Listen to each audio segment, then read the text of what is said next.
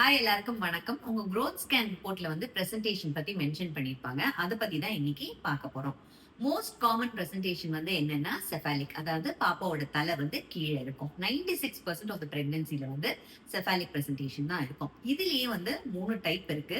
பாப்பாவோட கழுத்து வந்து கம்ப்ளீட்டா ஃபிளெக்ஸ் ஆயிருக்கும் ஒரு டைப்ல. இன்னொரு இதுல வந்து கொஞ்சமா இப்படி எக்ஸ்டெண்ட் ஆயிருக்கும். அது வந்து நம்ம ப்ரோ பிரசன்டேஷன் அப்படின்னு சொல்லுவோம். நல்லா ஃபுல்லா எக்ஸ்டெண்ட் ஆயிருந்ததுன்னா அதை வந்து ஃபேஸ் பிரசன்டேஷன் அப்படின்னு சொல்லுவோம். அடுத்தது வந்து செகண்ட் காமன் வந்து 3% to 4% ஆஃப் த பிரெக்னன்சில இருக்கிறது வந்து பிரீச். பிரீச்ல வந்து 3 டைப் இருக்கு. ஃபர்ஸ்ட் வந்து ஃப்ராங்க் பிரீச், அதாவது பாப்பா வந்து பட்டெக்ஸ் கீழே இருக்கும், கால் ரெண்டும் மேல நீட்டிட்டு இருக்கும். ரெண்டாவது டைப் வந்து கம்ப்ளீட் பிரீச், அதுல வந்து பட்டெக்ஸ் கீழே இருக்கும், கால் ரெண்டையும் மடக்கி வச்சு கிறிஸ் கிராஸா கால் ரெண்டும் இருக்கும்.